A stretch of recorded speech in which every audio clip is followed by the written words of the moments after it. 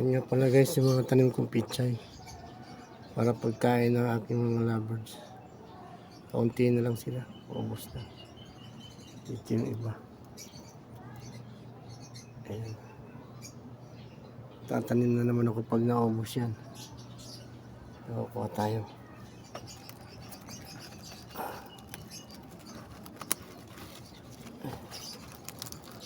Yes.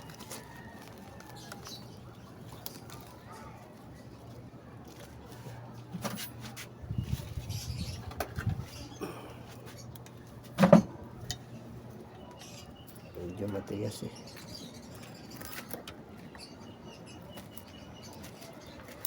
Ito mga gunting na purol.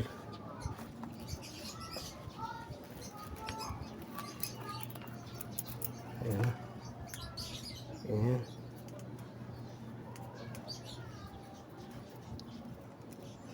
Kita na guys. Tignan natin ito.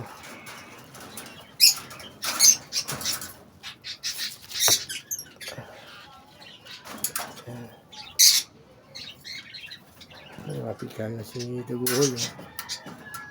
Paborito niya yung pichay.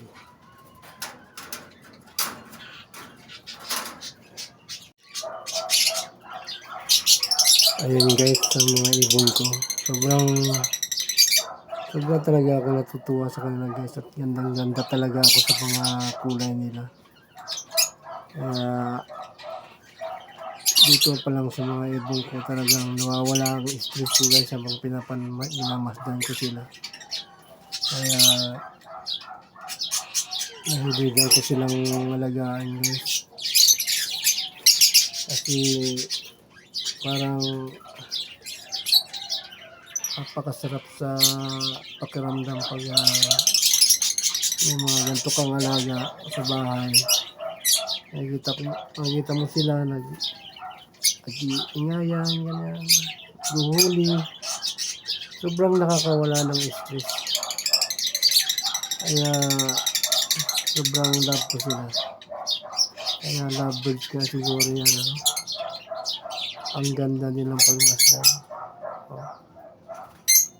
Para rin silang mga tao.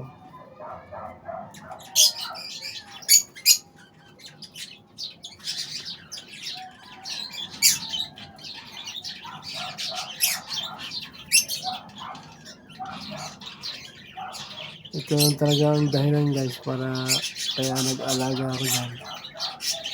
Para magkaroon ako ng libangan. Medyo makakagaan din ng ating pakiramdam. Ayan sila guys. Although noon, dadalawa lang na sila eh. Ngayon dumami sila ng dumami guys.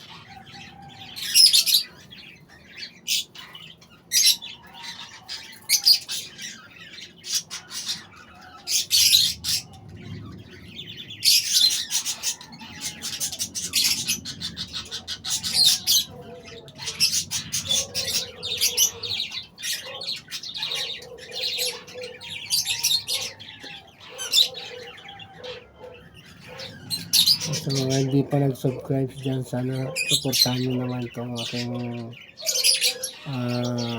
munting vlog. Sa tulong nyo na rin guys. At maraming salamat sa inyo sa mga sumusuporta. Yan lang guys lang naman mga kahilingan ko. Ang ganda rin ang puti eh.